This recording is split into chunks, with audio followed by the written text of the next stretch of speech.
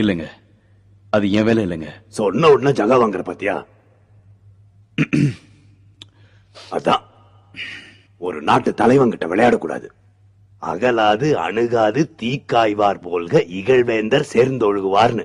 இதான் உன்ன மாதிரி ஆள்கிட்ட ஒரு பொறுப்பை கொடுத்து நேரடியா சவால் விட்டா பின் வாங்குற பாரு. என்ன இருந்து பாக்குறிய ஒரு நாள்?